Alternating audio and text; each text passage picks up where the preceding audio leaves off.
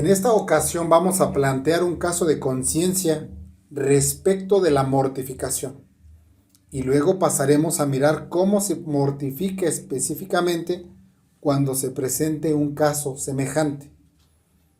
El caso de conciencia lo plantea el pastor puritano John Owen. Cito: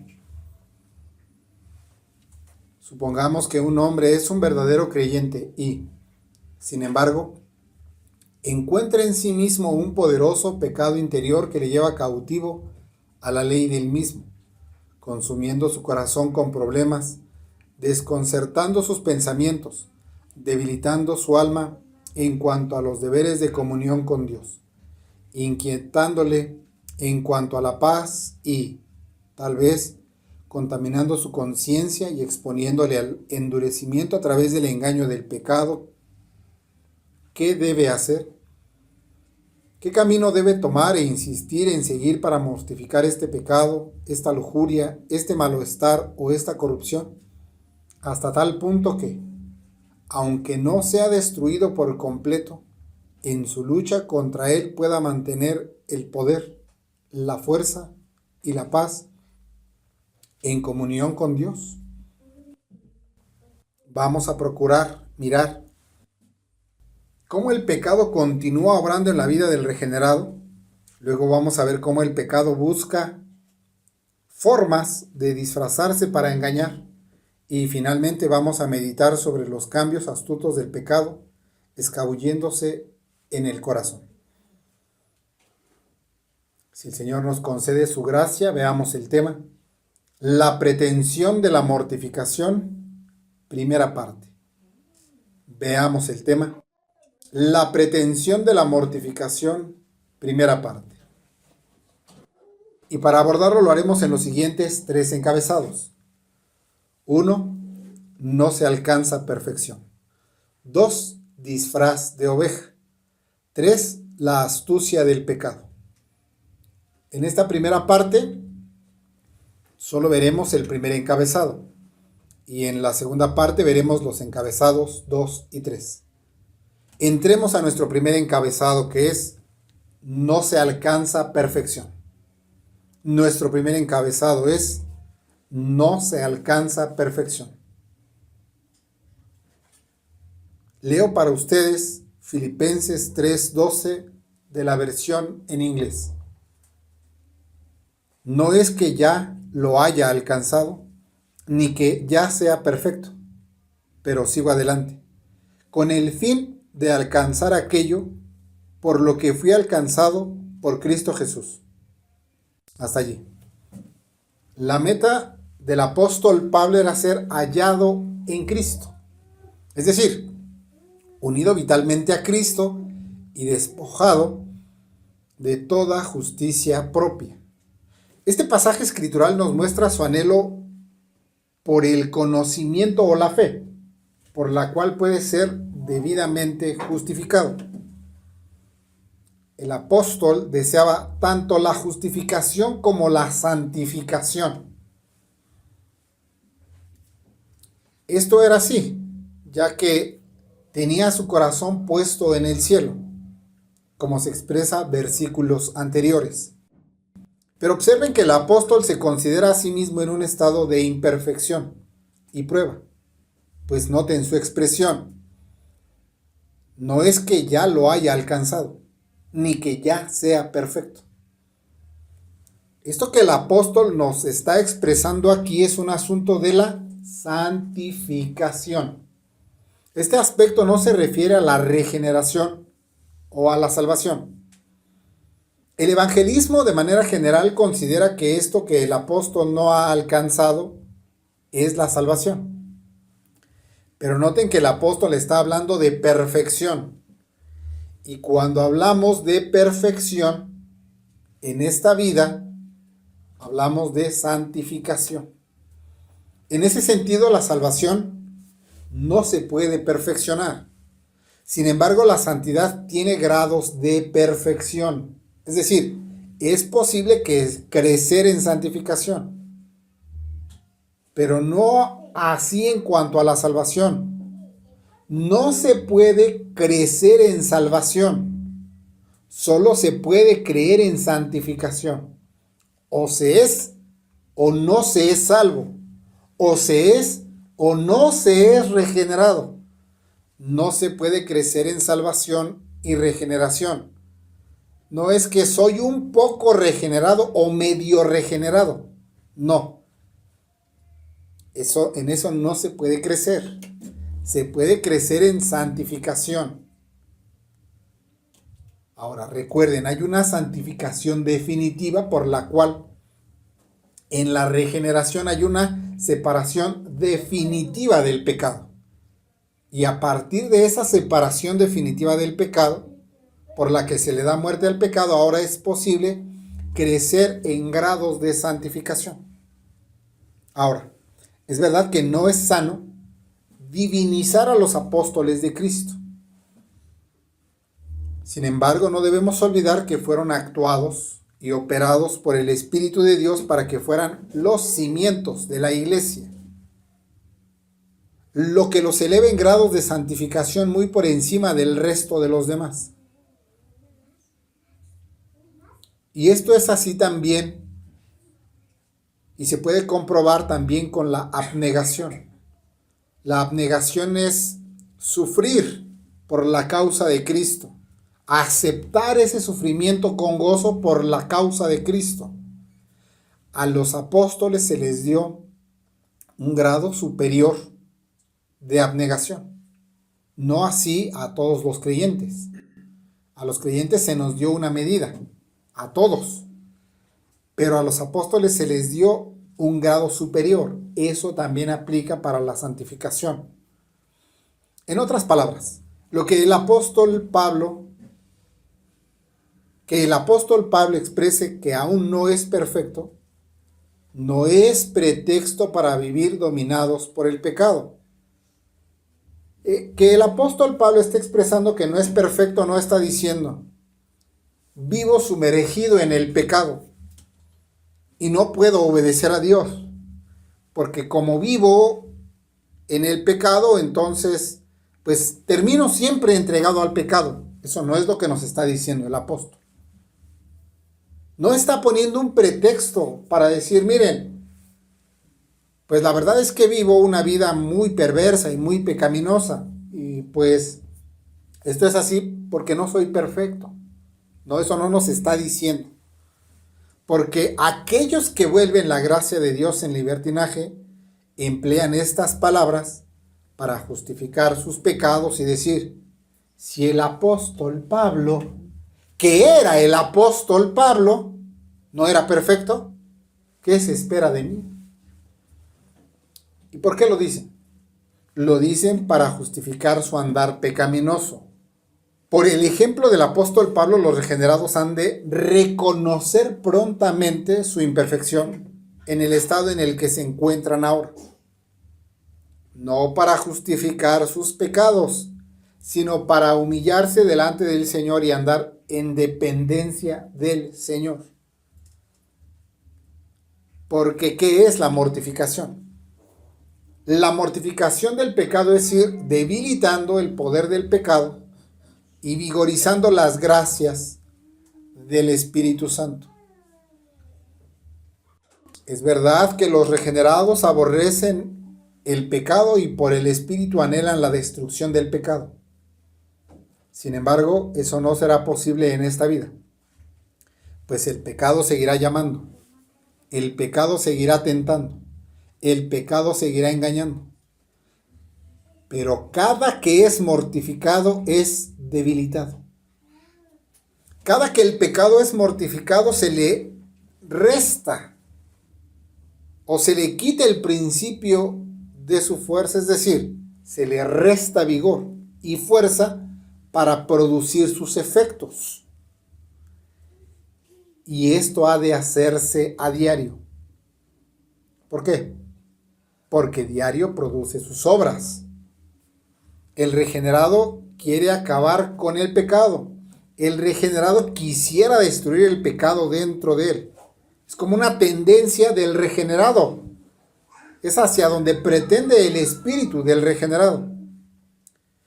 Pero este se ha de ir matando todos los días, y no habrá día que no haya estorbo entre el pecado y el regenerado. El pastor puritano John Owen nos expresa estas cosas de la siguiente manera. Cito: mortificar un pecado no es matarlo por completo, arrancarlo de raíz y destruirlo, para que no tenga más poder ni residencia en sus corazones. Es cierto que eso es lo que se pretende, pero no es algo que se pueda lograr en esta vida.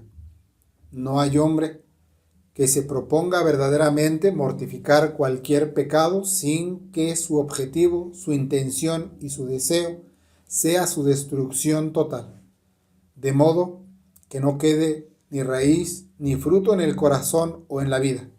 Lo mataría de tal manera que nunca más se moviera, ni se agitara, ni gritara, ni llamara, ni sedujera, ni tentara, por toda la eternidad. Lo que se pretende es su inexistencia. Termina la cita. Miren, ¿qué es lo que se pretende? Lo que se pretende en la mortificación del pecado es su destrucción total. Eso es lo que se pretende. La pretensión es la inclinación que tiene o a la que aspira. Esta pretensión es obrada por el espíritu. El espíritu tiende o anhela la inexistencia del pecado. ¿Dónde? ¿En todo el mundo? No. Dentro del regenerado. No es que el espíritu esté anhelando la inexistencia del pecado en todos los seres humanos. No. El espíritu está anhelando la inexistencia del pecado en el corazón del regenerado. Pero mientras los regenerados estén en esta vida, son imperfectos. Mientras estemos en esta vida, seremos imperfectos. Y dentro de nosotros habrá oposición entre los deseos del cuerpo y del espíritu. ¿Se acuerdan qué son los deseos del cuerpo? Es la corrupción de nuestros corazones, la depravación, el pecado que mora en nosotros. Y el espíritu es el principio de vida espiritual que actúa al regenerado. Bajo estas condiciones y bajo esta economía, no alcanzaremos la perfección. El término griego registrado para perfecto es teteleiomai, que literalmente significa completar. Y literalmente tiene una raíz que significa alcanzar madurez. Perfecto es o significa completar. Y ese completar procede de una raíz que significa alcanzar madurez. Eso es a lo que tiende la perfección. Y aquí nos está diciendo el apóstol: todavía no he sido completado, todavía no he alcanzado toda la madurez. Porque ¿quién de los regenerados, en sus actos más sinceros, no es estorbado para el perfecto bien?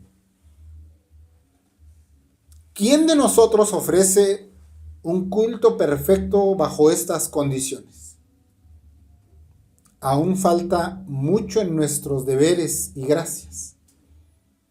Podemos observar la falta de poder que tenemos en casi todos nuestros ofrecimientos religiosos. Y también podemos observar la falta de paz o de consolación en medio de nuestras actuaciones y devociones al Señor. Es decir, la forma de comprobar estas cosas es que o nos falta poder en nuestros ofrecimientos religiosos, o nos falta paz y consolación en medio de nuestras actuaciones y devociones al Señor. Pues los regenerados en esta vida no son perfectos. Todavía no hemos sido completados. Todavía no alcanzamos la madurez. Aún no somos perfectos. Y mucho cuidado. Porque eso no es una excusa para pecar y luego expresar: lo hice porque no soy perfecto. Pues si alguno es amonestado de pecado, no tiene como excusa decir: Pues sí, pastor, sí pequé, pero usted dijo que aún no somos perfectos. O le llama el hermano y el hermano le dice, hermano, esto es pecado. Pues sí, sí pequé, pero pues no acaban de decir que no somos perfectos. ¿O quién los entiende? ¿Por qué? Porque los regenerados quisieran matar y exterminar su pecado. Así como quisiéramos exterminar las plagas de una casa habitación. ¿O cuántos de ustedes quisieran tener una casa llena de ratones? ¿O cuántos de ustedes quieren tener una casa llena de cucarachas? ¿O de chinches? ¿No quisieran exterminar esas plagas si estuvieran en su casa? Así el creyente quiere exterminar el pecado. Pues aún no es perfecto. Aún no ha sido completado y aún no ha alcanzado la plenitud de la madurez.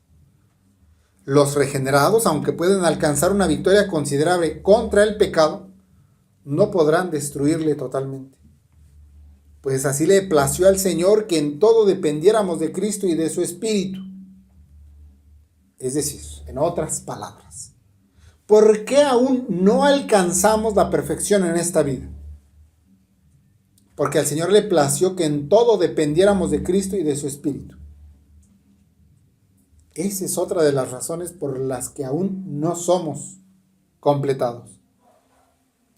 El pastor puritano John Owen nos expresa estas cosas de la siguiente manera. Cito: ahora bien, aunque sin duda, por el Espíritu y la gracia de Cristo, se puede alcanzar un maravilloso éxito y una inminente victoria contra cualquier pecado, de modo que un hombre pueda tener un triunfo casi constante sobre él. Sin embargo, no se puede esperar en esta vida su muerte y destrucción total que no exista. Pablo nos lo asegura en Filipenses 3:12. No es que ya lo haya alcanzado ni que ya sea perfecto. Era un santo selecto, un modelo para los creyentes que, en la fe y el amor, y en todos los frutos del Espíritu, no tenía parangón en el mundo. Y por eso se atribuye la perfección en comparación con los demás. Versículo 15. Sin embargo, no había alcanzado, no era perfecto, sino que perseguía, todavía tenía un cuerpo vil, y ustedes también, que al final debe ser transformado por el gran poder de Cristo. Versículo 21. Esto es lo que querríamos, pero Dios ve que lo mejor para ustedes es que no sean completos en nada por sí mismos, sino que en todas las cosas sean completos en Cristo, lo cual es lo mejor para ustedes, como enseña Colosenses 2:10, termina la cita.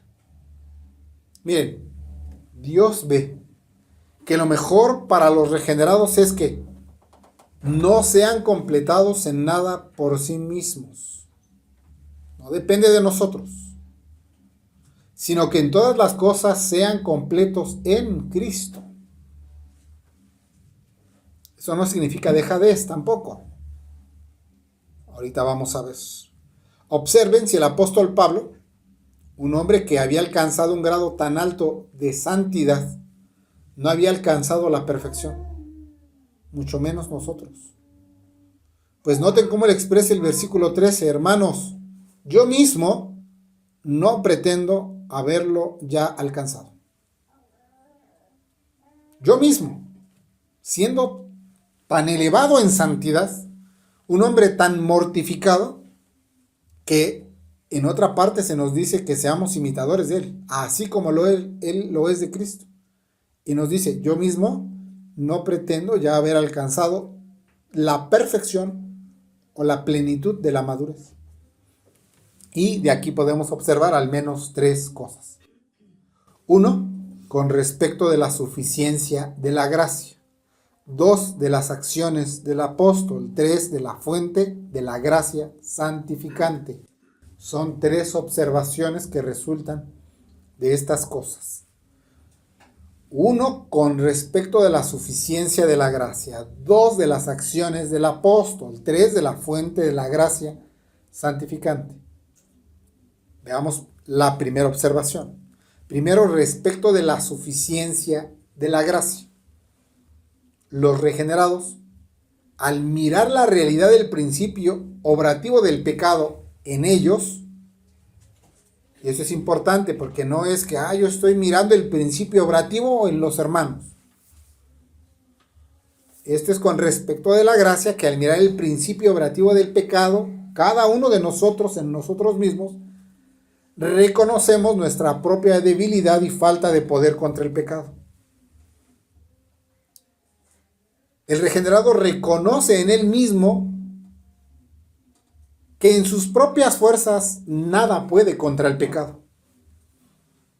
Los regenerados escuchan que el pecado es un principio presente, obrativo y destructor, un principio sumamente ofensivo y blasfemo hacia Dios. Y no se tranquilizan pensando que solo con aparentar religión ya le hicieron mucho daño al pecado, sino que acuden al Señor a fin de que les conceda abundancia de gracia, para no ser engañados o endurecidos por el poder del pecado. Pues aquellos que piensan que tienen suficiente gracia, dan evidencia de que tienen muy poca, o más bien que no tienen ninguno. Miren lo presuntuoso del asunto y lo orgulloso.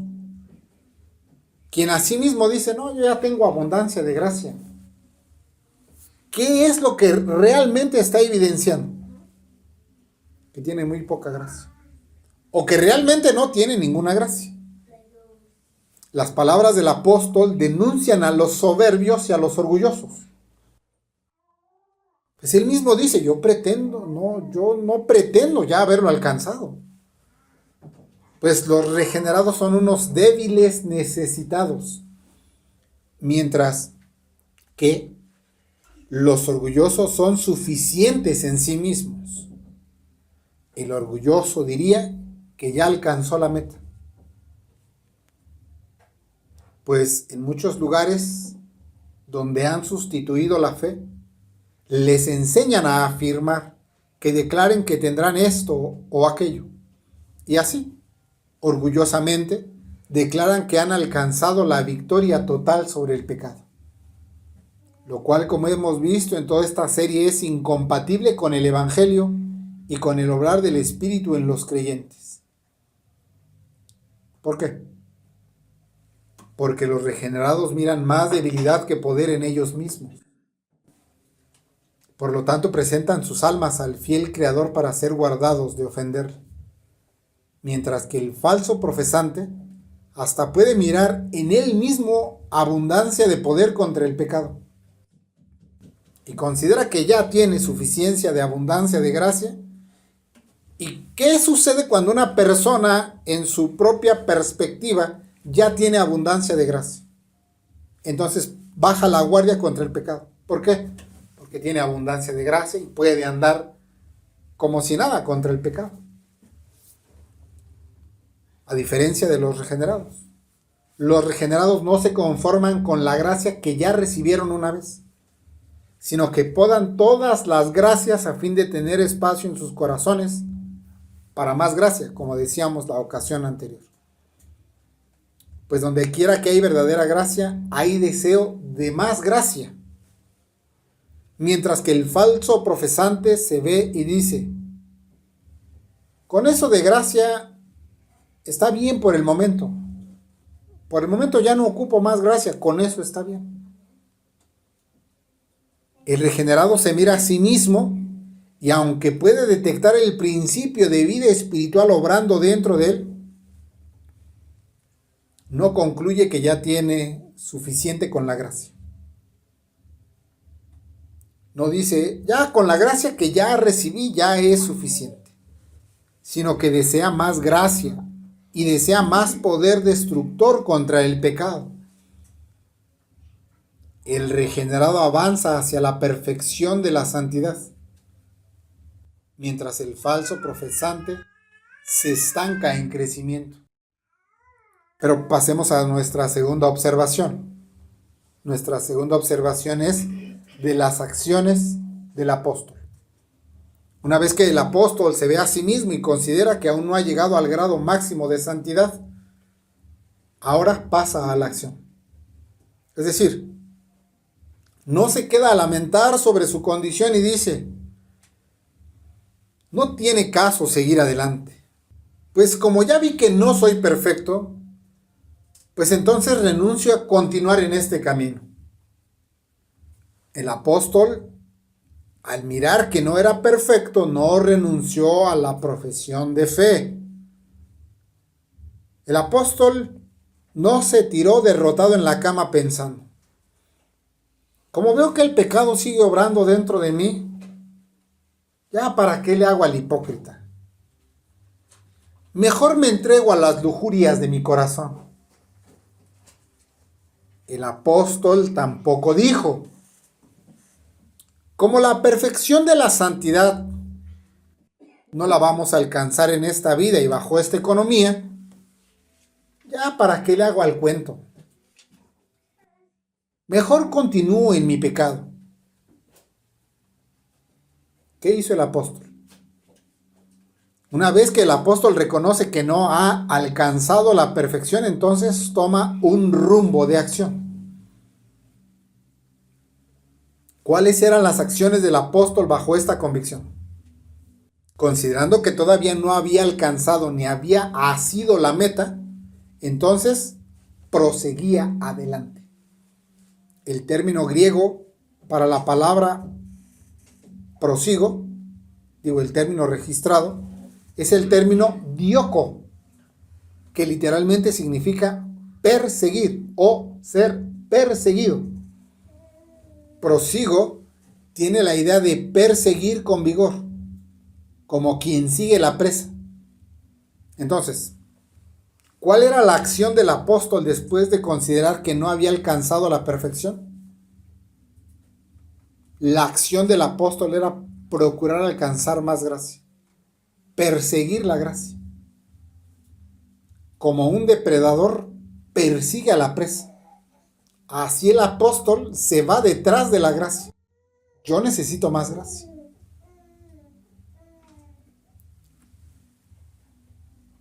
¿Qué hace un león cuando ve a un antílope y ya tiene hambre el león?